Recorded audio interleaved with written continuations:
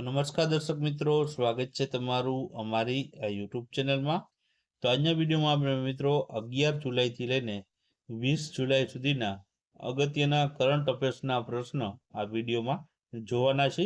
તો વિડીયોમાં છે શરૂઆતથી અંત સુધી બન્યા રહેજો. વિડીયો પસંદ આવે તો વિડીયોને લાઈક કરજો અને વિડીયોને તમારા મિત્રો સાથે અવશ્ય શેર કરજો. તો ચાલો આપણે વિડીયોની શરૂઆત કરીએ. તો પહેલો પ્રશ્ન છે કે કયા રાજ્યમાં દેશનું બીજું સૌથી મોટું સ્પેસ સ્ટેશન બનાવવામાં આવશે? તો જવાબ આવશે આમાં ઓપ્શન બી આવશે, ગુજરાત રાજ્યમાં બનાવવામાં આવશે.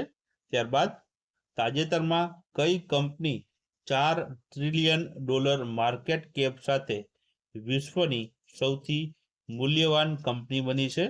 તો જવાબ આવશે એનવીડિયા કંપની છે તે બની છે.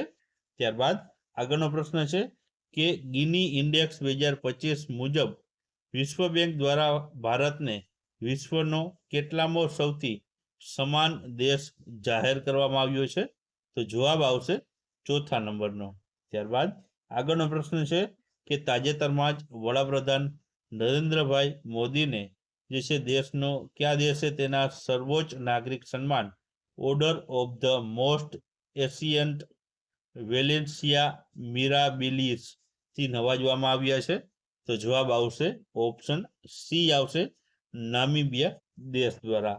ત્યારબાદ આગળનો પ્રશ્ન છે કે તાજેતરમાં કયા જિલ્લામાં ગંભીરા બ્રિજનો એક ભાગ તૂટી પડતા અનેક વાહનો મહીસાગર નદીમાં પડી જતા ઘણા લોકોના મોત થયા છે? તો આમાં જવાબ આવશે મિત્રો વડોદરા જિલ્લામાં છે આ ગંભીરા બ્રિજ જે છે અકસ્માત થયો હતો, તેમાં ઘણા લોકો મૃત્યુ પામ્યા છે. ત્યારબાદ તાજેતરમાં કોણે આણંદ ખાતે એનડીડીબીના નવા કાર્યાલયના ભવનનું મણિબેન ભવન ઉદ્ઘાટન કર્યું હતું? તો જવાબ આવશે ઓપ્શન એ આવશે, અમિત શાહે. ત્યારબાદ આગળનો પ્રશ્ન છે ગુજરાતમાં પ્રધાનમંત્રી આવાસ યોજના ગ્રામીણના લાભાર્થીઓના હિતમાં કેટલા રૂપિયાની વધારાની સહાય આપશે? તો જવાબ આવશે 50,000 રૂપિયાની વધારાની સહાય છે આપશે. ત્યારબાદ આગળનો પ્રશ્ન છે કે ભારત 2024માં કેટલામો સૌથી મોટો બાયોફ્યુલ વપરાશકર્તા બન્યો છે? તો જવાબ આવશે ચોથા નંબરનો જે છે સૌથી મોટો બાયોફ્યુલ વપરાશકર્તા દેશ બન્યો છે 2024ના ડેટા પ્રમાણે. ત્યારબાદ આગળનો પ્રશ્ન છે કે સુકન્યા સોનાવાલને છે કોમનવેલ્થ યુથ પીસ એમ્બેસેડર તરીકે પસંદ કરવામાં આવ્યા છે, તો તે ક્યાંના વતની છે? તો જવાબ આવશે ઓપ્શન એ, આસામ રાજ્યના. ત્યારબાદ આગળનો પ્રશ્ન છે કે ગુજરાતનું સૌથી મોટું પાસપોર્ટ સેવા કેન્દ્ર ક્યાં શરૂ કરવામાં આવ્યું છે? તો જવાબ આવશે ઓપ્શન સી આવશે, બાપુનગર.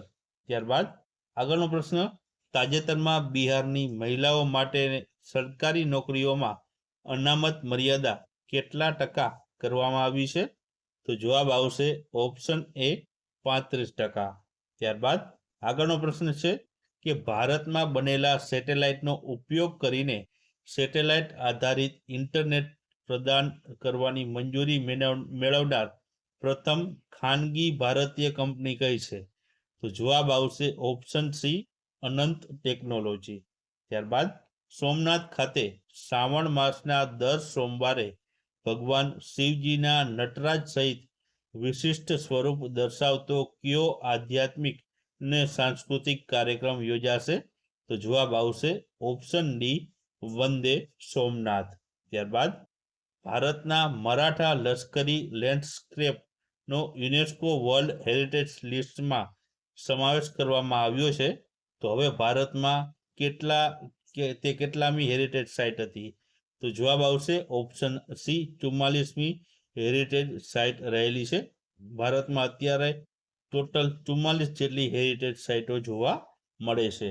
ત્યારબાદ તાજેતરમાં ગણેશ ઉત્સવને કયા રાજ્યોને છે રાજ્ય ઉત્સવ જાહેર કર્યો છે? તો જવાબ આવશે ઓપ્શન સી આવશે, મહારાષ્ટ્ર છે મિત્રો ગણેશ ઉત્સવને રાજ્ય ઉત્સવ છે તે જાહેર કર્યો છે. ત્યારબાદ તાજેતરમાં કોને રાષ્ટ્રપતિ દ્વારા લદ્દાખના ઉપરાજ્યપાલ બનાવવામાં આવ્યા છે? તો જવાબ આવશે ઓપ્શન ડી, કવિન્દ્ર ગુપ્તાને. ત્યારબાદ આગળનો પ્રશ્ન છે કે તાજેતરમાં કોણે વિમ્બલ્ડન 2025 મેન્સ સિંગલ્સનું ટાઇટલ જીત્યું છે? તો જવાબ આવશે ઓપ્શન ડી, કાર્લોસ અલ્કારાઝ દ્વારા છે જીતવામાં આવ્યું છે. ત્યારબાદ આગળનો પ્રશ્ન, રાષ્ટ્રપતિ દ્રૌપદી મુર્મુએ રાજ્યસભા માટે કેટલા નવા સભ્યોની નિમણૂક કરી છે? તો જવાબ આવશે ઓપ્શન સી, 4 જેટલા. ત્યારબાદ આગળનો પ્રશ્ન છે કે ગુજરાતમાં વર્ષ 2025ની તુલનામાં વર્ષ 2023માં ટીબીના દર્દીઓની મૃત્યુમાં કેટલા ટકા છે તે ઘટાડો આવ્યો છે? તો જવાબ આવશે 37%. ત્યારબાદ આગળનો પ્રશ્ન છે કે ગિફ્ટ સિટીના એમડી અને સીઈઓ તરીકે કોને નિયુક્ત કરવામાં આવ્યા છે? તો જવાબ આવશે ઓપ્શન એ, સંજય કોલને. ત્યારબાદ આગળનો પ્રશ્ન છે કે ઓલિમ્પિક 2028માં ક્યાં યોજાશે કે જેમાં ક્રિકેટની રમતનો પણ સમાવેશ કરાયો છે? તો જવાબ આવશે ઓપ્શન બી, અમેરિકામાં. ત્યારબાદ આગળનો પ્રશ્ન છે કે ગુજરાતનું પ્રથમ સ્લમ ફ્રી સિટી શહેર કયું બનશે? તો જવાબ આવશે ઓપ્શન સી, વડનગર બનવાનું છે. ત્યારબાદ આગળનો પ્રશ્ન છે કે ભારતના 87માં ગ્રાન્ડ માસ્ટર કોણ બન્યું છે? તો જવાબ આવશે ઓપ્શન ડી, AR હરિકૃષ્ણન બન્યા છે. ત્યારબાદ આગળ વન લાઇનર જોઈ લઈએ તો તેલુગુ ફિલ્મ ઇન્ડસ્ટ્રીના પ્રસિદ્ધ અભિનેતા અને પૂર્વ ભાજપના ધારાસભ્ય કોટા શ્રીનિવાસ રાવનું છે મિત્રો નિધન થયું છે. બાજુમાં તસવીર જોઈ શકો છો. ત્યારબાદ બીજા એક વ્યક્તિનું મિત્રો અવસાન થયું છે, તે છે વિશ્વના સૌથી વૃદ્ધ મેરેથોન દોડવીર ફોજાસિંહનું પણ અવસાન થયું છે. આ ઉપરાંત CTBC બેંક છે જે તાઇવાનની છે, તે ગિફ્ટ સિટીમાં છે પોતાનું નવું યુનિટ છે મિત્રો તે ખોલવાનું છે. ત્યારબાદ આગળ વાત કરીએ તો તાજેતરમાં પ્રધાનમંત્રી ધન્ય કૃષિ યોજના જે છે મંજૂરી મળી છે, તો તેમાં કેટલા જિલ્લાઓને આવરી લેવામાં આવશે? તો જવાબ આવશે 100 જિલ્લાઓને આવરી લેવામાં આવશે. ત્યારબાદ તાજેતરમાં કોના દ્વારા SU-13 MKI થી સ્વદેશી એક્સ્ટ્રા BV રામનું સફળતાપૂર્વક પરીક્ષણ કરવામાં આવ્યું છે? તો જવાબ આવશે મિત્રો આ છે DRDO દ્વારા છે આનું સફળ પરીક્ષણ છે તે કરવામાં આવ્યું છે. ત્યારબાદ આગળનો મિત્રો વન લાઇનર પ્રશ્ન જોઈ લઈએ તો સ્વચ્છ સર્વેક્ષણ 2024-25માં ગુજરાતનું અમદાવાદ શહેર છે 10 લાખની વધુ વસ્તી ધરાવતા શહેરોની શ્રેણીમાં પ્રથમ નંબરે આવ્યું હતું. ત્યારબાદ ભારતીય સેનાએ છે મિત્રો જમ્મુ અને કાશ્મીરમાં શ્રી અમરનાથ યાત્રાના સલામત અને સુગમ સંચાલન માટે ઓપરેશન શિવ છે તે શરૂ કર્યું છે. આ ઉપરાંત 2025નો UN પોપ્યુલેશન પુરસ્કાર છે મિત્રો તે વર્ષા દેશપાંડેને આપવામાં આવ્યો છે. ત્યારબાદ આગળ વાત કરીએ તો ટ્રાઇબલ જીનોમ સિક્વિલિન્સ પ્રોજેક્ટ શરૂ કરનાર દેશનું પ્રથમ રાજ્ય છે તે કયું બન્યું છે? તો જવાબ આવશે ગુજરાત રાજ્ય બન્યું છે. ત્યારબાદ તાજેતરમાં કયા સ્થળે મિત્રો આકાશ પ્રાઇમનું હાઈ એલ્ટિટ્યુડ પર સફળ પરીક્ષણ કરવામાં આવ્યું છે? તો જવાબ આવશે ઓપ્શન એ, લદ્દાખ ખાતે. ત્યારબાદ આગળ વાત કરીએ તો અમિત ચાવડા છે મિત્રો તેને ગુજરાત કોંગ્રેસના નવા પ્રદેશ પ્રમુખ છે તે બનાવવામાં આવ્યા છે.